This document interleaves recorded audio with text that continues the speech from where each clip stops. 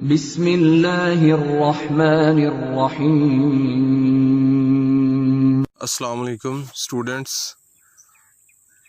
आज हम शुरू कर रहे हैं फर्स्ट ईयर मैथमेटिक्स का chapter number 1 for the purpose of PPSC lectureship and educator jobs. तो हम इसमें एक्सरसाइज नहीं करेंगे, डेफिनेशन और एग्जांपल्स हम सिर्फ करेंगे और मैं आपको थ्योरी बताऊंगा।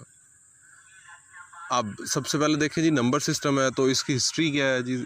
लोग नंबर्स को मतलब जो है कैसे यूज़ करते थे, बहुत पुराने टाइम की बात है जी। इस सेंचुरीज अगो कैसे यूज़ करते थे कि लोग अपने जैसे चरवाए थे वो तो अपनी भेड़ों या बकरियों की को काउंट करने के लिए वो पत्थर रख लेते थे कि एक बकरी की निस्बत से एक पत्थर, अगले के लिए से एक निस्बत अगले के लिए एक पत्थर। तो वो जब बाहर छोड़ देते थे बकरियां, जब भेड़ें वापस आती तो क्या होता था कि वो उतने ही पत्थर वापस रख देते थे, तो उनको पता चल जाता था कि कोई काम है या नहीं है। तो ये सिंपल सी बातें हैं पुरानी, ठीक है। इस तरह से डिफरेंट सिंबल यूज़ करते रहते लोग नंबर्स के लिए। तो उसके बाद जी सबसे पहले जो आइडियाज़ आए, सबसे पहले सेट ऑफ नेचुरल नंबर आया, काउंटिंग सेट जिसको कहते हैं, ठीक है। बेस 10 वाला सबसे पहले आया, उसके बाद सेट ऑफ नेचुरल नंबर आ गया जी। काउंटिंग सेट जिसको हम बोलते हैं कि चीज़ों को काउंट करने के लिए इस्तेमाल होता है। उसके बाद सेट ऑफ होल नंबर्स में आप सेट ऑफ होल नंबर्स की तरफ आ जाएं, उसमें आपके पास ज़ीरो आ गया, ठीक है।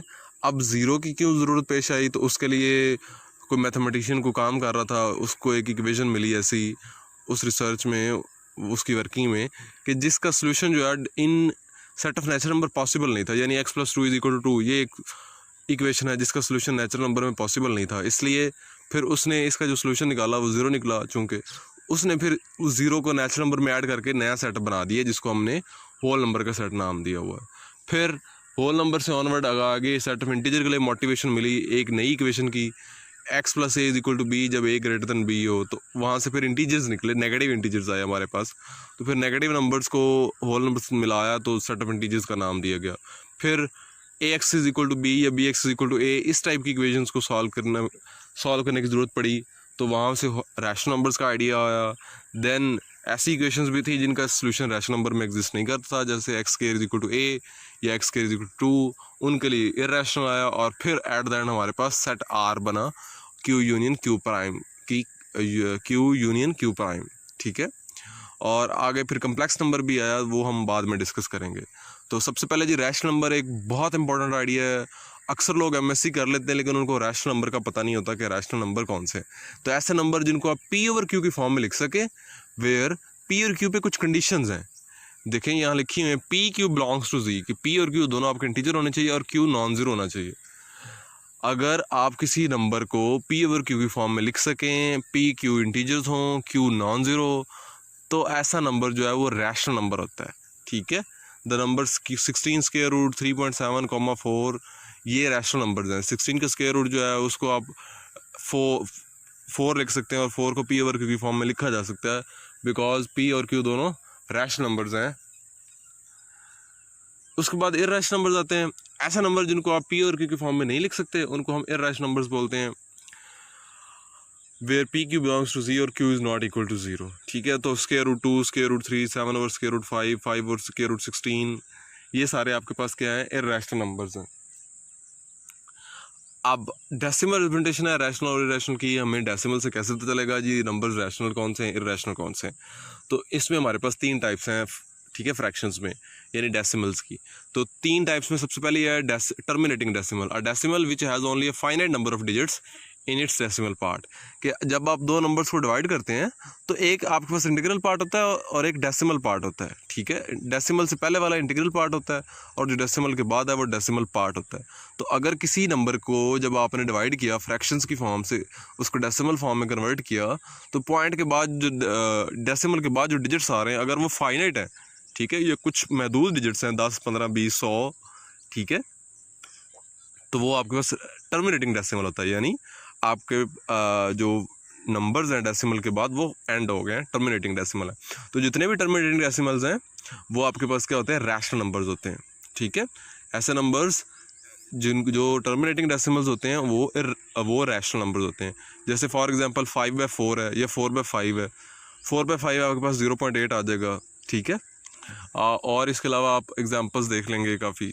202.04 से लिखा है, .000 टेट्रा 0415 लिखा है, तो ये सारे आपके पास टर्मिनेटिंग डेसिमल है। टर्मिनेटिंग डेसिमल आपने याद रखना है, ये रैशनल नंबर्स होते हैं।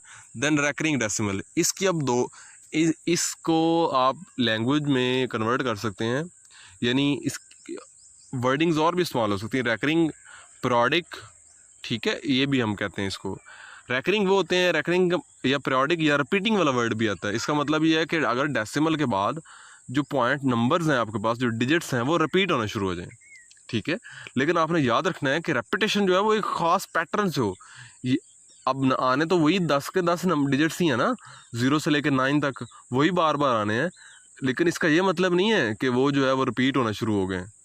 मतलब अब ये ऐसा होकर हो जाए कि 2.1 2 3 4 5 6 7 8 9, फिर आगे 0 1 फिर 4 5 आ जाए, तो आप कहें जी 1 भी 2 दफ़ा आ रहा है, 4 भी 2 दफ़ा आ रहा है, तो रिपीट हो रहे हैं। बिल्कुल ऐसी कोई बात नहीं है। रैकरिंग में ये है कि आप डेसिमल के बाद जो डिजिट्स हैं वो रिपीट हों, और कैसे रिपीट हों कि उनमें ख़ास पैटर्न हो रेपिटेशन का, ठीक है। तो उन नंबर्स को हम कहते हैं रैशनल नंबर्स। जैसे आपके पास 22/7 है, ये भी एक रैशनल नंबर है, ये रैकरिंग डेसिमल है, ठीक है। इसमें पार्ट जो है वो डेसिमल वाला वो ख़त्म नहीं होता, टर्मिनेटिंग नहीं है, ये नॉन टर्मिनेटिंग है, लेकिन ये रैकरिंग है, ये रैशनल नंबर्स हैं। फिर थर्ड वन आता है नॉन टर्मिनेटिंग नॉन रैकरिंग, ये ना तो ख़त्म होते हैं, ना इनमें जो है वो कोई पैटर्न होता है, तो इन नंबर्स को हम बोलते हैं इरैशनल नंबर्स, ठीक है। आगे ये एग्जांपल्स दी हुई हैं, आप ये शुरू वाली एग्जांपल्स आप पढ़ सकते हैं। 0.25 है, 0.33 है, 1/3, तो ये देखें 1/3 0.3333 बार बार 3 ही आ रहा है, तो ये रैकरिंग डेसिमल है, ये रैशनल नंबर है। ये जैसे 1/7 लिखा है, 22/7 होता है तो 3.142857 1422857, तो ये पूरा एक पैटर्न रिपीट हो रहा है, ठीक है। उसके बाद आगे देखें, 5th पे उसने एग्जांपल दी हुई है, नॉन टर्मिनेटिंग है, नॉन रैकरिंग है, इसमें कोई आपके पास जो है वो सीक्वेंस नहीं बन रहा नंबर्स की रेपिटेशन का। फिर एक इंपॉर्टेंट है 3.14159, ये इंपॉर्टेंट इरैशनल नंबर है जिसको हम पाई बोलते हैं।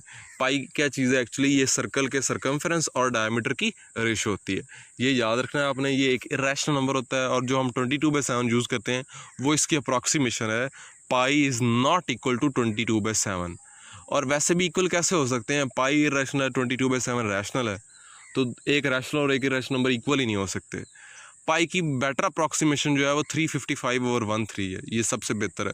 जो हम यूज़ करते हैं वो 3.1428 यानी 22/7 वाले यूज़ करते हैं। और नेक्स्ट एग्जांपल देखें, √2 इज़ एन इरैशनल नंबर। तो इसके लिए अब ये एग्जांपल हमने प्रूव नहीं करनी, मैं इसमें आपको 2 पॉइंट्स बता देता हूँ। √Of every prime number is irrational, ठीक है, कि अगर आपके पास कोई प्राइम नंबर है तो उसको √ लेंगे तो वो हमेशा क्या आएगा, इरैशनल आएगा। तो अब आपके पास जितने नंबर से उनमें से इरैशनल के स्क्वायर रूट्स, प्राइम्स के स्क्वायर रूट आपने अलहदा कर लिया, आपको पता चल गया जी प्राइम्स का स्क्वायर रूट अगर होगा तो वो इरैशनल होगा। उसके बाद बाकी आपके पास कौन से नंबर रह गए, जो मसलन 6 रह गया, 8 रह गया, 10 रह गया। तो ऐसा जितने भी नंबर हैं जो नॉन स्क्वायर हैं, यानी जो परफेक्ट स्क्वायर नहीं है, ठीक है। परफेक्ट स्क्वायर का मतलब है वो नंबर किसी का स्क्वायर नहीं है, किसी इंटीजर का स्क्वायर नहीं है। तो ऐसे नंबर जो परफेक्ट स्क्वायर नहीं है उनका स्क्वायर रूट भी क्या होता है, इरैशनल होता है। तो सिर्फ आपके पास बच गए हैं 1 4 9 16 25 36 49 64 81 100, ये नंबर्स ऐसे हैं जिनका स्क्वायर रूट लेंगे तो आपके पास रैशनल आएगा। बाकी इनके दरमियान में या तो प्राइम्स हैं या वो कंपोजिट हैं जो परफेक्ट स्क्वायर नहीं है। तो प्राइम का स्क्वायर रूट हो या आपके पास परफेक्ट स्क्वायर जो टर्म नहीं है उसका स्क्वायर रूट हो, तो वो क्या होता है, इरैशनल होता है, ठीक है। ये आपने 2 पॉइंट्स याद रखने हैं। आगे हैं जी प्रॉपर्टीज़ ऑफ रियल नंबर्स। सबसे पहले ये बाइनरी ऑपरेशन की डेफिनेशन है। बाइनरी ऑपरेशन क्या है, ऐसा फंक्शन जो सेट ए से सेट ए के ऊपर ही डिफाइन है, ए क्रॉस ए से ए के ऊपर, यानी सेट ए के एलिमेंट्स को ए में ही लेके जाए। अब इसमें आपके पास 2 सेट्स की गुंजाइश नहीं है, सेट एक ही है। बाइनरी ऑपरेशन क्या है, एक फंक्शन है। अब बाइनरी ऑपरेशन में भी defined as a function from A cross A in A cross A का मतलब है ए के ऑर्डर पेयर्स, ठीक है। यानी अगर आप ए बी ऑर्डर पेयर लें, ए और बी दोनों ए में से हों, तो उन पे अगर स्टार लगाएं, स्टार हम उस ऑपरेशन को बोल रहे हैं, तो star of a comma b आपका जो जवाब है वो ए स्टार बी ए के अंदर ही आए, ठीक है। यानी अगर हम वो ऑपरेशन जो सेट ए के एलिमेंट्स के ऊपर लगाएं, ठीक है, ए क्रॉस ए के ऊपर बेसिकली ऑर्डर्ड पेयर्स के ऊपर लगता है, उसके ऊपर लगाएं तो जो जवाब है हमारे पास उस ऑपरेशन को लगाने के बाद वो सेट ए के अंदर ही रहें, तब हम कहते हैं जी ये स्टार जो है ये सेट ए का बाइनरी ऑपरेशन है, या फिर हम ये कहते हैं ये जो सेट ए है ये इस ऑपरेशन स्टार के तहत क्लोज्ड है। ठीक है, important binary operation addition multiplication है, इसके अलावा सब्ट्रैक्शन और डिवीजन भी हो सकते हैं। ठीक है, इन ऑपरेशंस को हम यूजुअल एडिशन या यूजुअल मल्टीप्लिकेशन या ऑर्डिनरी एडिशन ऑर्डिनरी मल्टीप्लिकेशन बोलते हैं। इसके अलावा हमारे पास एडिशन या मल्टीप्लिकेशन किसी और टाइप की भी हो सकती है। मसलन मैं उसको डिफ़ाइन करवा लेता हूँ जी कि नेचुरल नंबर को ऐड कैसे करना है, कि आपने उनको ऐड करके 2 पे डिवाइड करना है। ठीक है, लेकिन वो ज़ाहिर क्लोज नहीं आएगा, तो कोई मसला नहीं आता तो ना आए, लेकिन मैं अब बात कर रहा हूँ कि हम फंक्शन जो आपका एडिशन है वो किसी और तरीके से भी डिफ़ाइन करवा सकते हैं। याद रखना है binary usual addition, ordinary addition, usual multiplication, ordinary multiplication, ये सिंपल कॉमन वाली जो हम करते हैं। ठीक है, इसके अलावा हम इसको किसी और तरीके से भी डिफ़ाइन करवा सकते हैं। अब हम नेक्स्ट वीडियो में इसको देखते हैं।